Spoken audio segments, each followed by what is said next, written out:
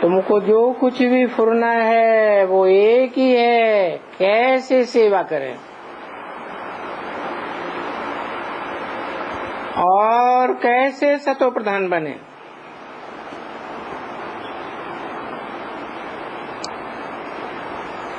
बाबा ने तो तरीका बताया है,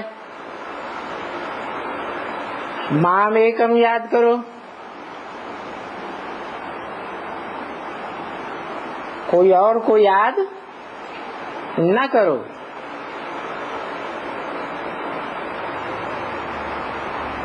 किस आत्मा ने कहा माम एकम याद करो?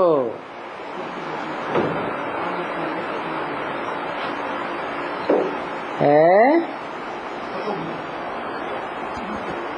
किसने कहा?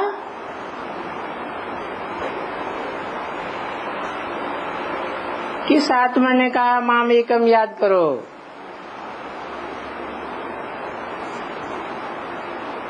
है शिव बाप ने कहा, शिव बाबा ने कहा। दोनों में क्या अंतर है?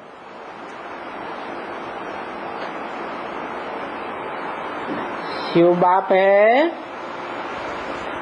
सभी आत्माओं का बाप, उसकी आत्मा का कोई बाप नहीं।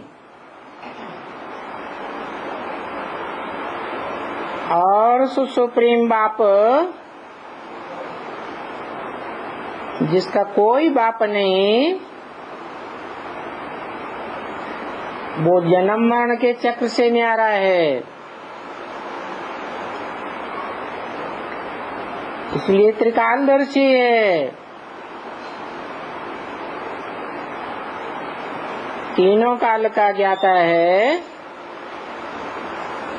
इसलिए उसको कोई मनन चिंतन मंथन करने की दरकार नहीं है। वो असोचता है, उसको सोच विचार करने की दरकार नहीं। उसको मन है ही नहीं सोच विचार करने के लिए। वो तो शुद्ध बुद्धि है, बुद्धिमानों की बुद्धि है। उसमें चंचल मन कहाँ से आया? वो जिसमें प्रवेश करता है, इस सृष्टि में आकर, जबकि ये सारी सृष्टि तमो प्रधान बन जाती है कलयुग के अंत में, तब सतयुग आदि की सृष्टि की रचना करने के लिए आता है। पुरानी दुनिया को खलास करके नई दुनिया रचाने के लिए आता है। और जिस तन में आता है उसके द्वारा कहता है मन मना भव, मेरे मन में समा जा। अर्थात जो तनधारी आत्मा है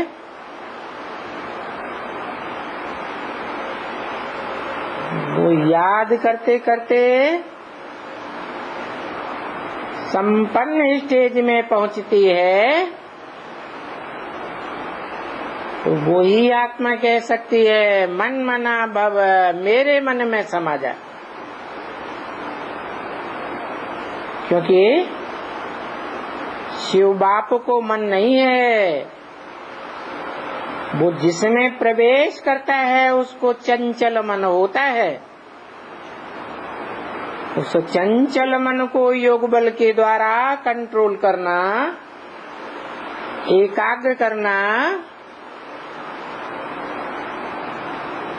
उसी आत्मा का काम है। जो आत्मा आत्मा भाई भाइयों के बीच में बड़ा भाई है।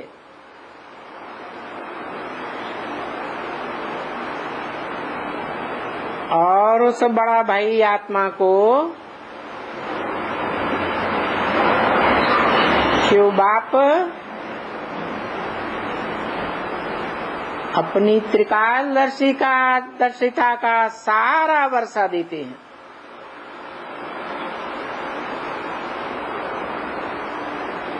वो है ही निराकार आत्माओं का निराकार बाप। निराकार बाप के पास निराकारी वर्षा ही होगा, और वो निराकारी वर्षा है अखूट ज्ञान का भंडार। वो जब आता है तो आत्मा आत्मा भाई भाइयों के बीच जो बड़ा भाई है, जिसको गीता शास्त्र में नाम दिया है परमात्मा इति उदाहृत, उसे परमात्मा कहा जाता है। कैसी आत्मा? जो परम पार्टधारी है, हीरो पार्टधारी है। उस हीरो पार्टधारी में प्रवेश करके उसे जीरो से हीरो तक पहुंचाता है। या यूं कहें, वो जीरो आत्मा शिव बाप की याद से हीरो बन जाती है।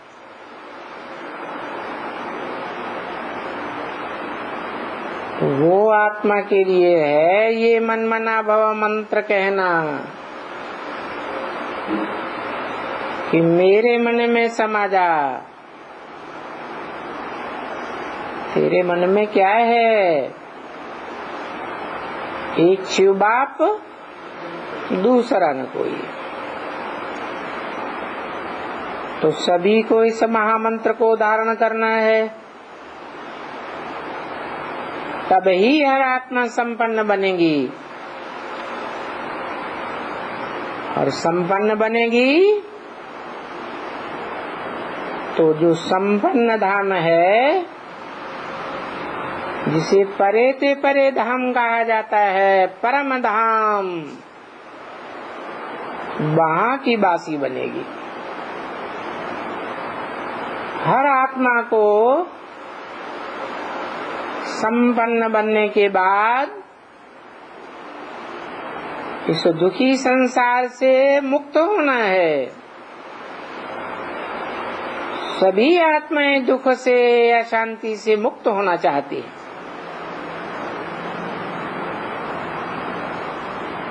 तो जो ऊंचे से ऊंचा भगवंत है, वो हर आत्मा की आस पूरी करता है। सबको मुक्ति, जीवन मुक्ति का वर्षा दिलवाता है। लेकिन स्वयं रास्ता बताता है, युक्ति बताता है। बुद्धिमानों की बुद्धि है ना, इसलिए सबको बुद्धि का दाता है। वैसे भी इस दुनिया में मनुष्य कहते हैं कि जब हम इस दुनिया में आए थे तो अल्लाह ताला ने हमें बड़ी नियामत बख्शिश दी थी। वो बड़े से बड़ी नियामत है बुद्धि का वरदान। हर आत्मा को जन्म लेते ही अपने अपने प्रकार की नंबरवार बुद्धि प्राप्त होती है। उस बुद्धि के आधार पर ही हर आत्मा जीवन में प्रयत्नशील रहती है। तो वो बुद्धिमानों की बुद्धि बाप क्या देता है? स्वर्ग देता है। नरक देता है, शांति देता है, सुख देता है, वो सुखदाता है, सुख भोगता है, जिसके पास स्वयं ही सुख नहीं है वो दूसरों को सुख कैसे देगा? फिर वो ऊंचे से ऊंचा भगवंत कैसे है? वो ऊंचे से ऊंचा इसीलिए है कि वो ऊंचे से ऊंची बुद्धि देता है। नंबर बार बुद्धिमानों की बुद्धि है ना, इसीलिए तो गीता में कहा है ये इंद्रियां बड़ी प्रबल हैं, इंद्रियों से मन बड़ा प्रबल है, 11वीं इंद्रिय, और मन से मनुष्यों की नंबर बार बुद्धि बड़ी प्रबल है। और जो मनुष्यों की बुद्धि से भी प्रबल है, परे ते परे है, जो बुद्धिया परसस्तु सह, वो है जो इस नीचे की दुनिया की रहने वाला नहीं है, परे ते परे ऊंचे ते ऊंचे धाम का वासी है। गाते भी हैं ऊंचा तेरा धाम, ऊंचा तेरा नाम।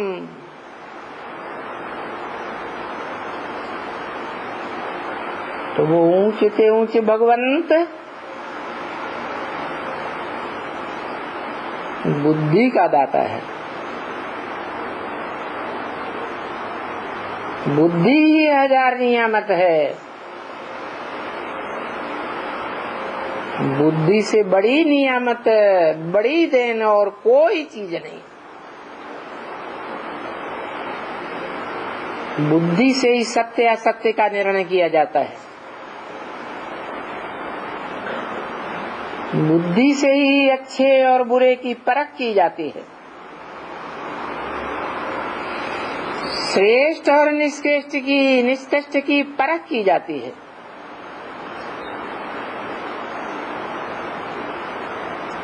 तो इस दुनिया में जो भी 500-700 करोड़ मनुष्य आत्माएं हैं बुद्धिमान, जिनकी बुद्धि इस दुनिया के सुख भोगते भोगते आखिरी तामसी बन जाती है, पत्थर बुद्धि बन जाती है, उन पत्थर बुद्धियों को पारस बुद्धि बनने का रास्ता बताता है। इसलिए रास्ता बताने वाले का नाम हमारी भारतीय संस्कृति में शास्त्रों में पंडा रखा गया है। जैसे पांडवों के बाप का नाम पांडु था,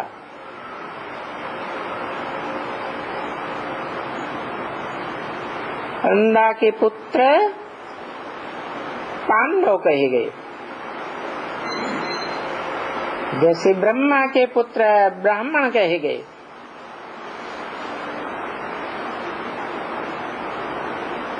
तो वो बड़े से बड़ा पंडा है।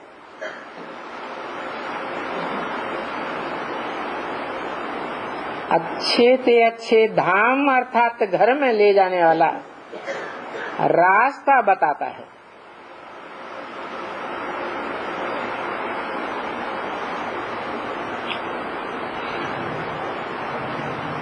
ऊंचे से ऊंचा त्रिकालदर्शिता का ज्ञान देता है।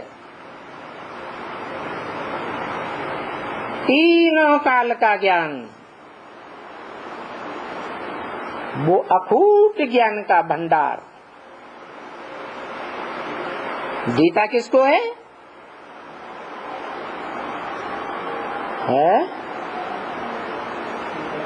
अरे दुनिया में भी जितने बाप हुए हैं, जो भी हिस्ट्री में राजाएं हुए हैं, उन्होंने अपना वर्षा कौन से बच्चे को दिया? बड़े बच्चे को दिया। तो ये भी आत्मा रूपी बिंदु बिंदु बच्चे हैं, मनुष्य आत्माएं। इन 500-700 करोड़ मनुष्य आत्माओं के बीच वो जो जन्म मरण के चक्र से न्यारा परम पिता शिव है, जिसकी ज्योति बिंदु आत्मा का ही नाम शिव है, क्योंकि उसको अपना शरीर है ही नहीं। वो शरीर के बंधन में बंधता ही नहीं,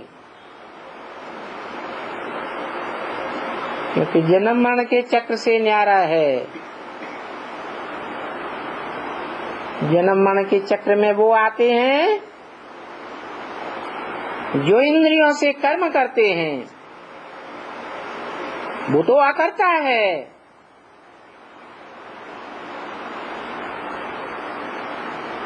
मुसलमान लोग जैसे कह देते हैं अल्लाह मियाँ ने जन्नत बनाई, अल्लाह मियाँ ने जमीन बनाई, अल्लाह मियाँ ने आफताब बनाया, सूर्य, अल्लाह मियाँ ने आसमान बनाया। नहीं, वो कुछ भी बनाता करता नहीं है, वो है ही अकर्ता। वो तो सिर्फ रास्ता बताता है, जीवन जीने के लिए बुद्धि का दाता है, मत देता है। जो कहा जाता है तुम्हारी गत मत न्यारी, अर्थात गति करने वाला और मति देने वाला कोई है जरूर, जो श्रेष्ठ से श्रेष्ठ मति देता है और उस मति के आधार पर जो आत्मा पुरुषार्थ करती है, प्रबलतम पुरुषार्थ, पुरुष अर्थ, पुरु माने शरीर, अर्थ माने लिए, ऐसे नहीं है। पुरु माने रहने का स्थान, पुरी, शहर या गांव, और उस पुरी में रहने वाला। तो ये शरीर है पुरी, पुरु, और उसमें रहने वाली आत्मा है, वो कहा जाता है आत्मा। शरीर रूपी पुरु में रहने वाला पुरुष, अर्थात शरीर रूपी पुरु में रह करके जो आराम से रह सकता है, कोई प्रकार की बेआरामी महसूस न करे, उसको कहते हैं पुरुष, अर्थात आत्मा। और उन आत्माओं के बीच में एक आत्मा है परम पुरुष।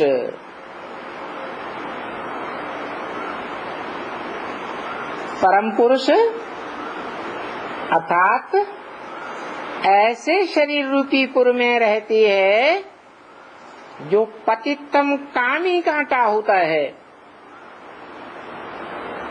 ऐसे दुनिया के बीच में वो कामी कांटा रहता है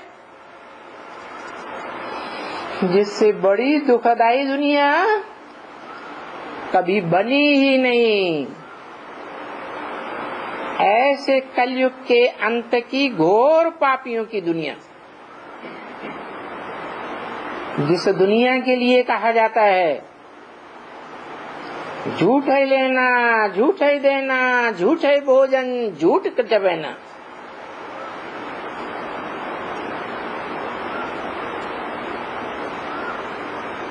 ब्रह्म वाक्य मुरली में भी है, झूठ है झूठ, मेरे ही झूठ, सच की रत्ती भी नहीं। रत्ती होती है ना, गुंगुची की माला में जो एक गुंगुची का मणका होता है, लाल लाल काले मुंह वाला, उसका वजन एक रत्ती। तो इतनी बड़ी दुनिया में सच्चाई की एक रत्ती भी नहीं रहती।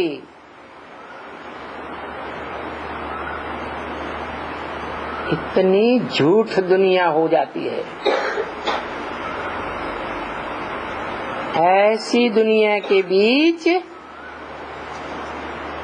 रहने वाले पतितम कामी कांटे में आता है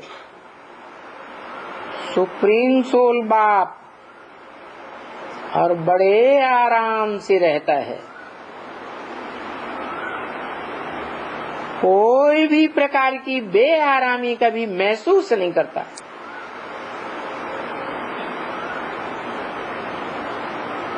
कभी बेचैन नहीं होता। चैन से पार्ट बजाता है। श्रेष्ठ से श्रेष्ठ मत देने का।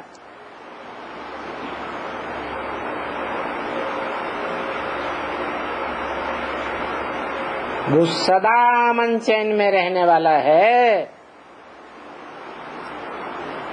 क्योंकि उसको मन है ही नहीं। जिसको मन होगा वो सदा मन नहीं रह सकता। इस पतित दुनिया में जरूर बेचैन होना पड़ता है। या तो जो 11 इंद्रियां हैं उनमें सर्वोच्च इंद्रिय, सबसे पावरफुल इंद्रिय मन को कंट्रोल करने वाला हो, वो भी फुल कंट्रोल, न अच्छा संकल्प न बुरा संकल्प, एकदम फुल स्टॉप, नो संकल्प एट ऑल। फुल स्टॉप माने ज्योति बिंदु। जैसे बिंदु होता है ना, बिंदु को जितना छोटा बनाना चाहो उतना छोटा बन जाए। बिंदु की कोई लंबाई चौड़ाई नहीं। जैसे एटम, इसलिए गीता में कहा है उस निसंकल्प आत्मा के लिए कहा है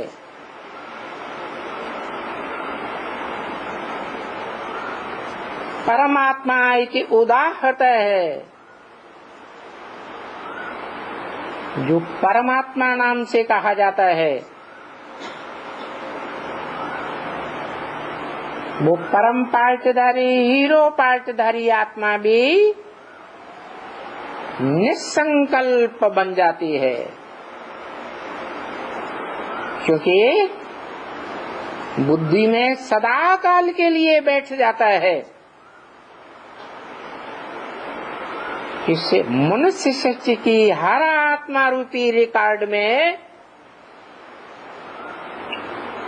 सारे कल्प का 5000 वर्ष का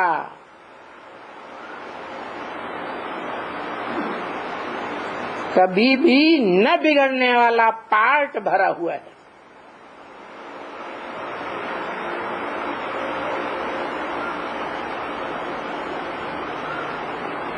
ऐसा पार्ट है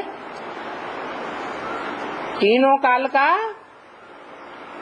जो अनादि निश्चित है, अनंत काल के लिए निश्चित है। उस पार्ट को कोई भी आत्मा कितना भी बड़ा पुरुषार्थी क्यों न हो, उस पार्ट को कैंसिल नहीं कर सकता।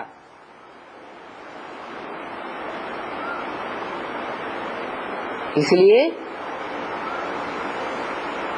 सोच विचार करने की कोई बात ही नहीं।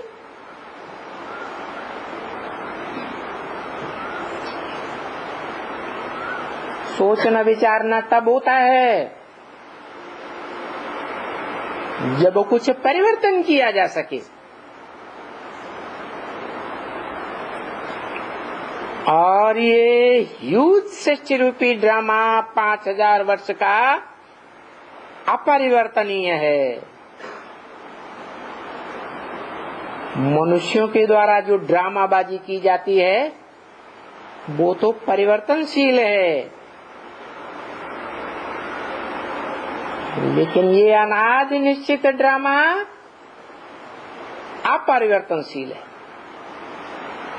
इसलिए संकल्प विकल्प करने का कोई महत्व नहीं, कोई मतलब ही नहीं। इसलिए सदा काल के लिए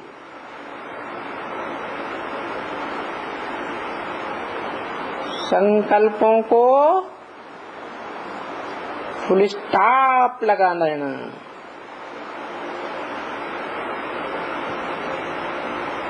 यही बुद्धिमानों की बुद्धि।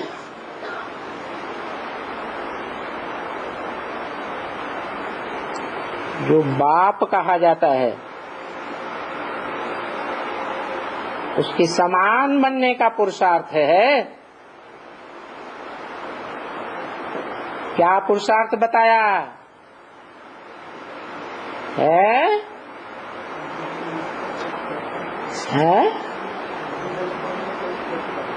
निसंकल्प, कोई संकल्प नहीं,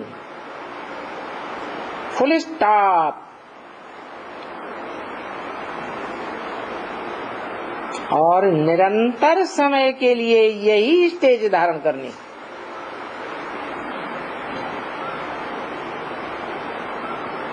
कब की बात है?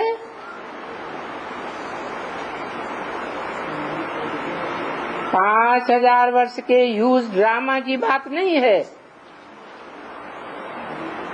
ये ह्यूज ड्रामा का जो रिहर्सल का टाइम है, रिकॉर्डिंग का टाइम कहो,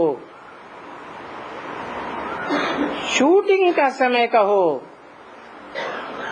कलयुग का अंत और सतयुग के आदि का 100 वर्ष का संगम,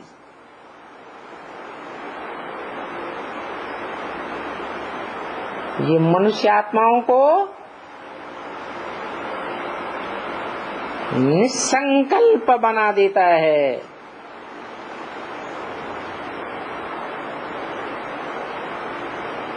कोई बनना चाहे तो बहुत अच्छा, अच्छे पे अच्छा, न बनना चाहे तो ये नूद है ड्रामा में। हर आत्मा को आखिरी मनमना भव बनना ही पड़े। किसने कहा मन मना बहु? है? जोर से बोलो, किसने? जिस आत्मा में बाप को प्रवेश करता है वो आत्मा करते हैं। हाँ जी, शिव ज्योति बिंदु बाप सुप्रीम सोल जिसमें पहले पहले प्रवेश करता है, उसके द्वारा ये कहलवाता है मन मना भव, मेरे मन में समा जा। क्या है तेरे मन में? एक शिव बाबा, दूसरा न कोई। एक शिव बाबा, तेरे मन में एक शिव बाबा या एक शिव बाप है? एक शिव बाबा, एक शिव बाप। दोनों बातें कैसे? बाप अलग होता है, फादर को बाप कहा जाता है, बाबा ग्रैंडफादर को कहा जाता है, तो दोनों एक कैसे है? जो बाप है वो क्या बन जाता? और बाप तो बेहद के दो हैं। एक मनुष्य सृष्टि का बाप, इस मनुष्य सृष्टि में उसका कोई बाप नहीं होता। मनुष्यों के बीच वो मनुष्य सृष्टि का बाप बेहद का बाप है, लेकिन उसका भी कोई बाप है जो मनुष्यों का बाप नहीं है। क्या कहा? मनुष्य उन्हें कहा जाता है जिनको मन होता है, मननात् मनुष्य, मनन चिंतन करने वाला मनुष्य कहा जाता है। और शास्त्रों की भाषा में मनु की औलाद को मनुष्य कहा जाता है। मनु ने मनुष्य सृष्टि रची,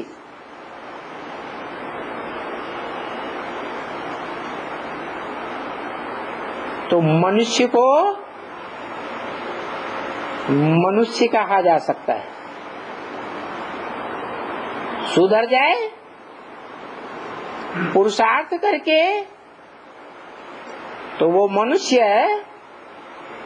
जो नर कहा जाता है, वो नर से नारायण जैसा बन सकता है, देवता, देने के स्वभाव वाला, कोई से कुछ भी लेने की इच्छा न करने वाला।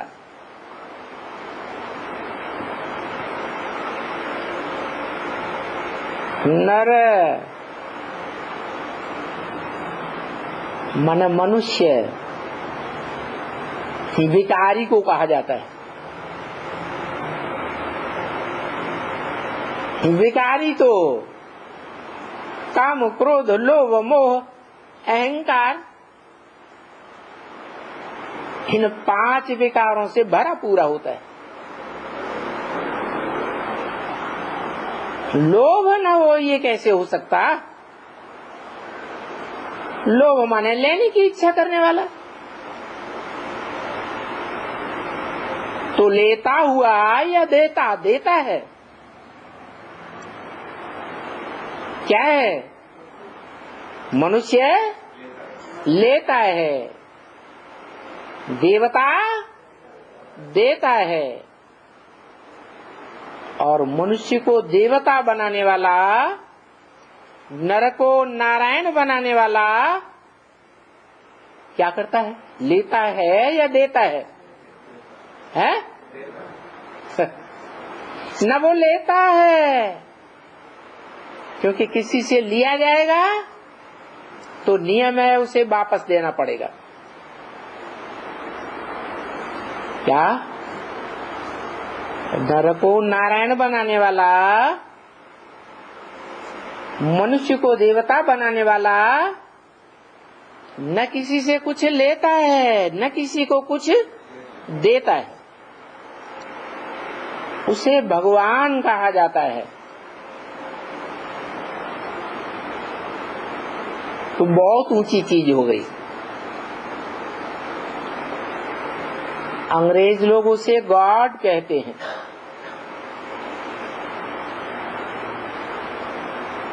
मुसलमान उसे खुदा कहते हैं।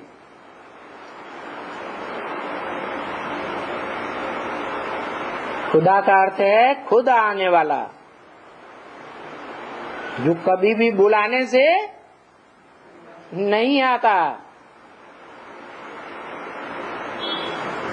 उसे निमंत्रण देने की दरकार नहीं है।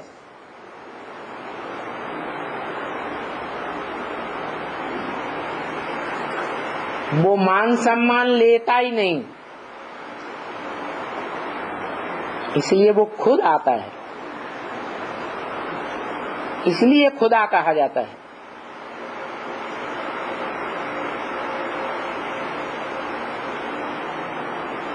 तो ऊंचे से ऊंचा भगवंत है।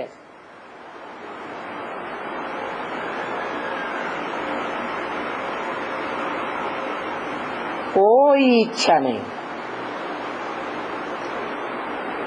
इच्छा मात्रम अविद्या। सिर्फ एक ही इच्छा है,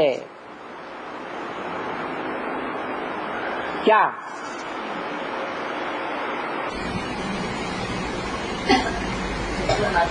है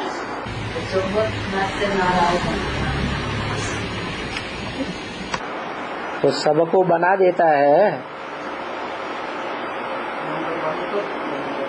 500-700 करोड़ को बनाता है, ये इच्छा भी नहीं उसकी।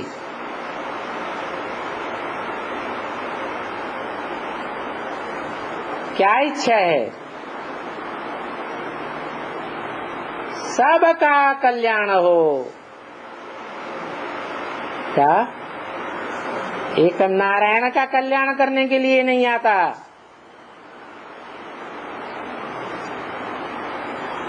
क्या करने के लिए आता है? सबका कल्याण हो।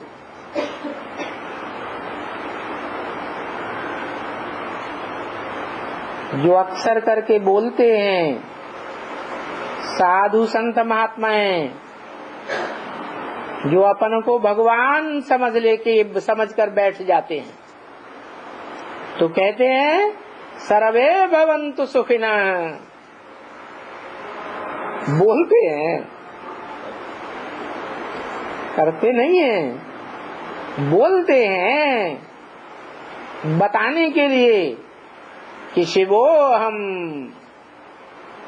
कैसे सर्वे भवन्तु सुखिनः सर्वे सन्तु निरामया सर्वे भद्राणि पश्यन्तु मा कश्चित् दुःख भाग् भवेत्।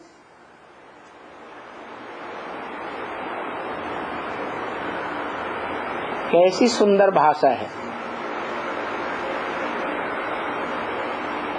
लेकिन कथनी और करनी एक होनी चाहिए या अलग अलग होनी चाहिए? है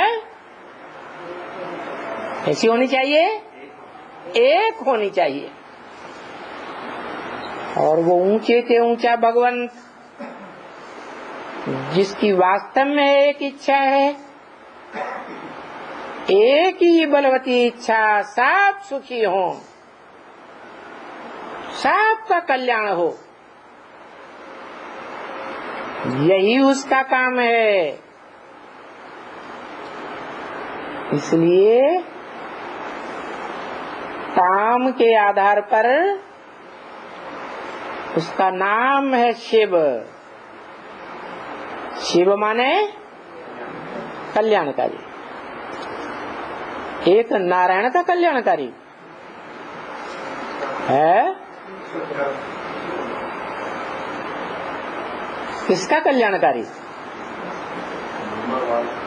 नंबर 1 33 करोड़ देवताओं का कल्याणकारी है।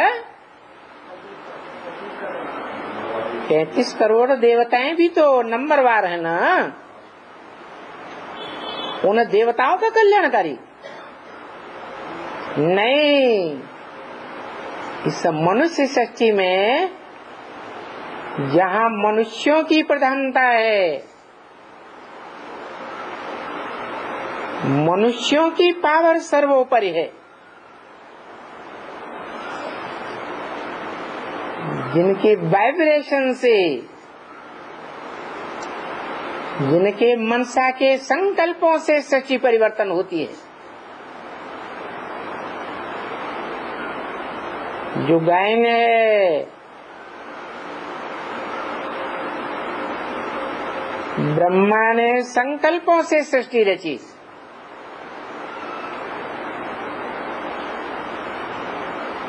तो ये संकल्प की रचना, वाइब्रेशन की रचना, ये श्रेष्ठ ते श्रेष्ठ सृष्टि की प्रक्रिया है। उसके बाद आती है इंद्रियां, ज्ञान इंद्रियां ऊंच से ऊंच, फिर है कर्म इंद्रियां। ज्ञान इंद्रियों की सृष्टि देवताओं की सृष्टि है, उसे सात्विक सृष्टि कहा जाता है। और कर्मेंद्रियों की सृष्टि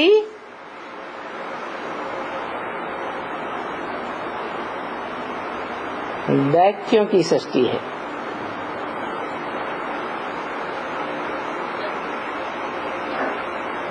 जो द्वैतवाद से आरंभ होती है,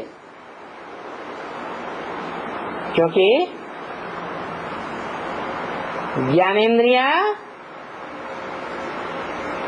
शरीर के ऊंचे अंग से होती हैं और कर्मेंद्रियां जहां से शरीर रूपी विराट पुरुष 2 हिस्सों में बट जाता है। 2 टांगे हैं ना, तो द्वैतवाद हो गया। दाईं ओर की चाल चलने वाला और बाईं ओर की चाल चलने वाला।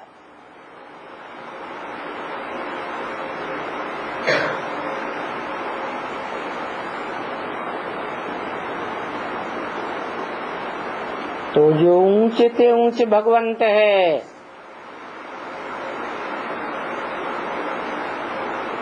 वो देने वाला दाता भी नहीं है,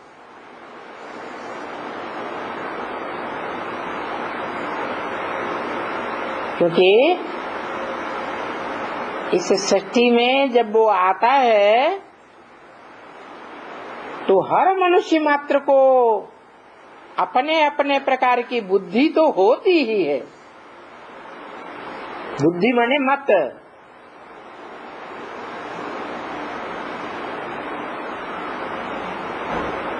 अपनी अपनी मन मत के आधार पर हर मनुष्य आत्मा अपनी चाल चलती है जीवन में।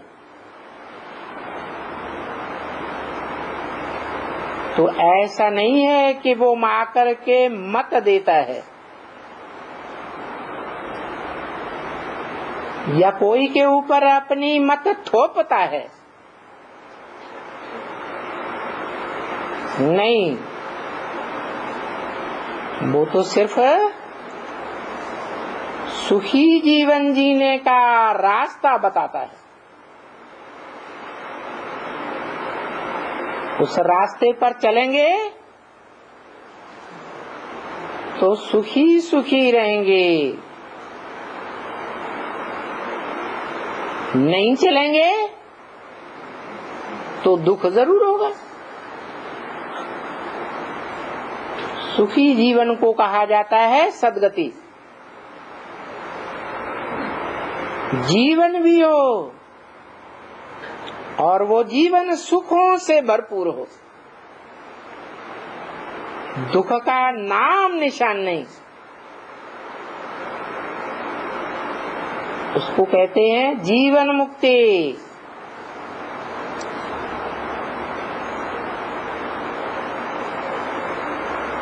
और जीवन न रहे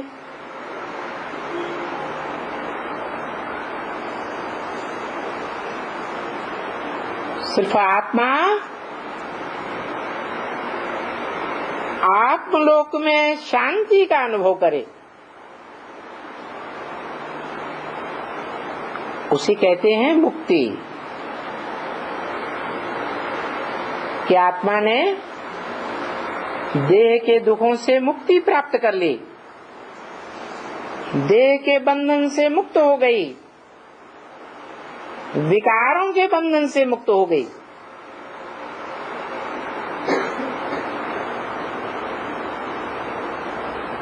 तो जो अशांत आत्मा थी वो शांत हो गई।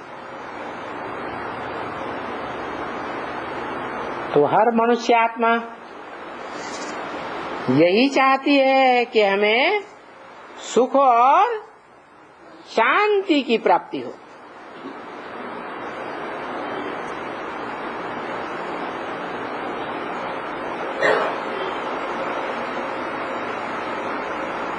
सुख का दूसरा नाम है श्रेष्ठ ते श्रेष्ठ सुख जीवन मुक्ति।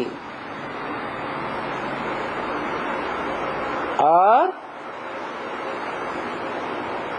जीवन न रहे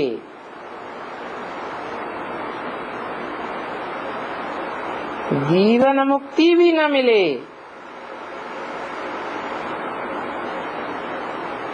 सिर्फ शांति मिले। आत्मा शांति का अनुभव करे।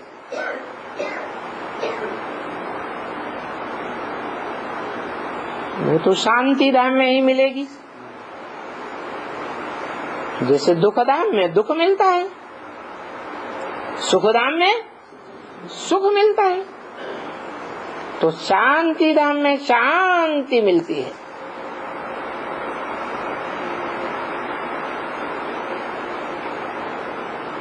तो कौन है शांति दाता?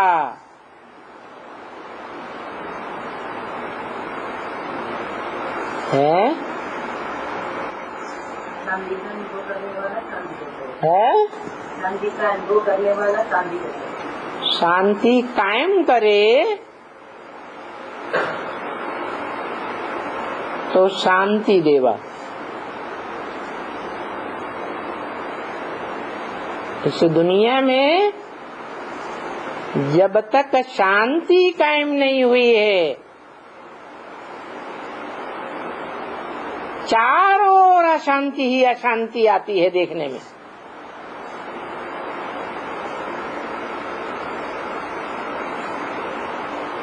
तो शांति देवा को कोई मानेगा? है? नहीं मानेगा।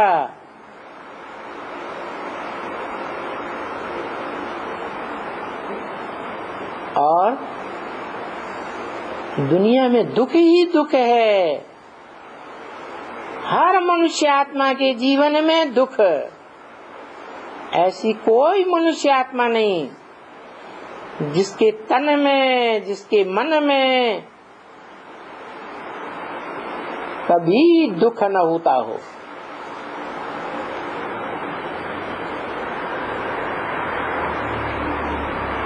दुख ही दुख की दुनिया हो गई, तो उसे दुखधाम कहेंगे या सुखधाम? क्या कहेंगे? दुखधाम। सुख का नाम निशान नहीं, उसे कहेंगे जीवन मुक्ति, जहाँ सुख ही सुख हो।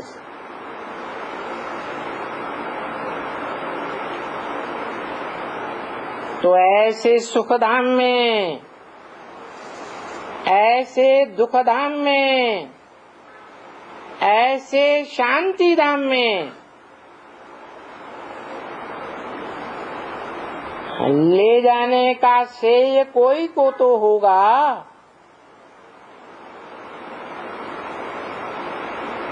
या हर मनुष्य आत्मा अपने आप चली जाएगी, है? तो ये ले जाने का श्रेय किसको, कौन सी आत्मा को है? है? मनुष्य सृष्टि का बाप वो शांति धाम ले जाता है। आत्माओं को दुख की दुनिया से छुड़ाकर, अशांति की दुनिया से छुड़ाकर शांति धाम ले जाता है।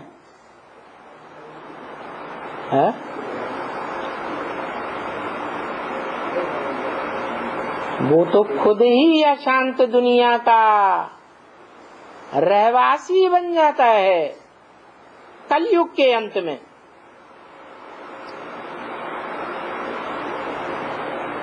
दुखधाम का वासी, दुख भोगने वालों का भी बाप। ब्रह्म वाक्य है ना मुरली में, क्या बच्चे तुम्हारा बाप आया हुआ है? क्या बोला है? बच्चे अति दुख का अनुभव करते हैं या नहीं करते इस दुनिया में, है? और बच्चे जो देवात्मा बनते हैं वो अति सुख का इस दुनिया में अनुभव करते हैं या नहीं करते, हैं? करते हैं। और वो ही परमपिता परमात्मा शिव के आत्मा रूपी बच्चे शांति गले का हार है, जब चाहो पहन लो। अगर स्मृति में आ जाए कि मैं आत्मा ज्योति बिंदु निराकार चैतन्य ज्योति स्वरूप हूँ, मैं देह नहीं हूँ, तो आत्मा कभी भी शांति का अनुभव कर सकती है। जब तक आत्मिक बिंदु रूप में स्टेज में टिक जाए तब तक।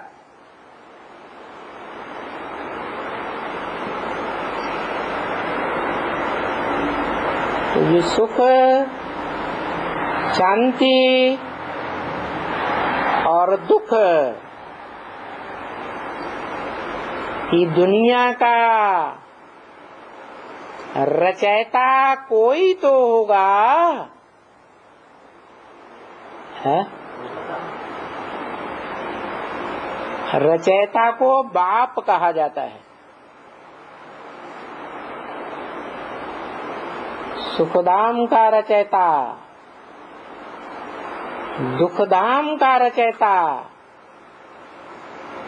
शांति धाम का रचयिता। रचयिता अंग्रेजी में क्रिएटर कहा जाता है।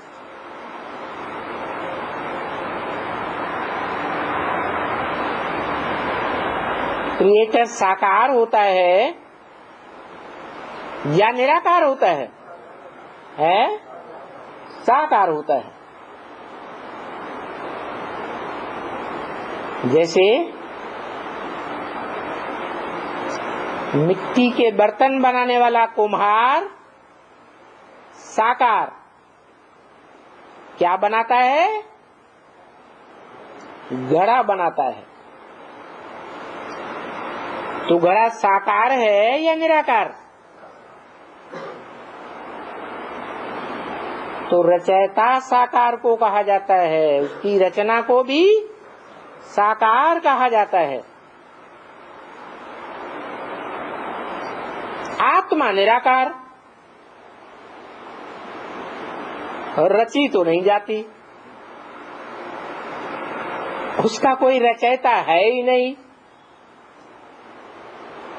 निराकार आत्मा का जो बाप है उसे हम कह सकते हैं कि वो अपने आत्मा रूपी बच्चों को स्वयं का परिचय देता है कि तुम आत्मा हो,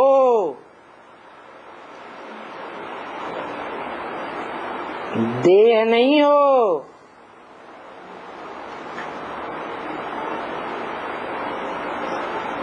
तो कहा जा सकता है कि वो आत्माओं का बाप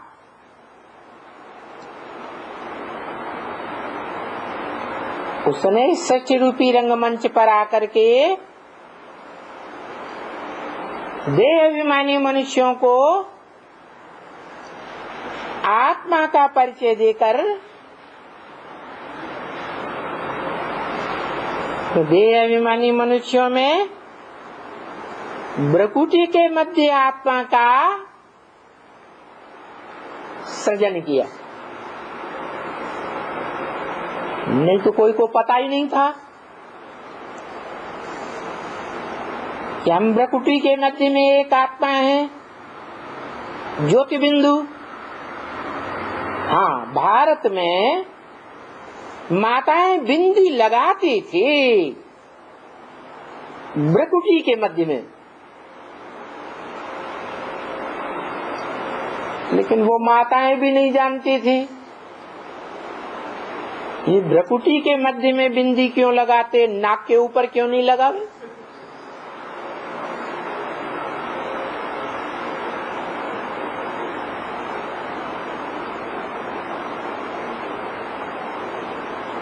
तो बात यह है कि रचयिता फिर भी साकार को कहा जाएगा। आत्मा निराकार है तो उसका परिचय देने वाला, उसको जन्म देने वाला बाप भी निराकार।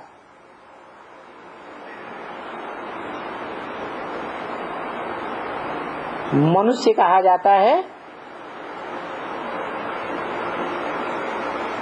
जिसमें मन हो, चंचल मन,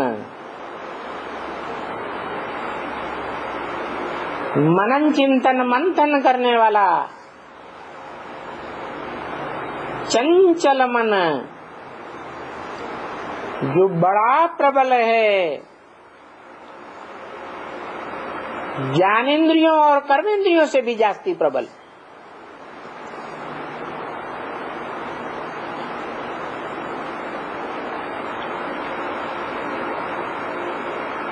तो बताया उसे मनुष्य कहा जाता है। मनुष्यों की सृष्टि में मनुष्यों की प्रधानता है,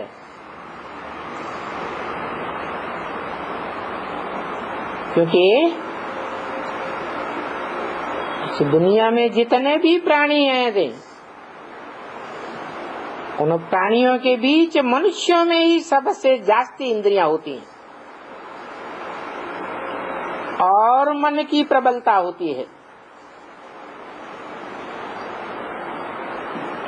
और मन को, इंद्रियों को कंट्रोल करने की शक्ति मनुष्यों में ही हो सकती है।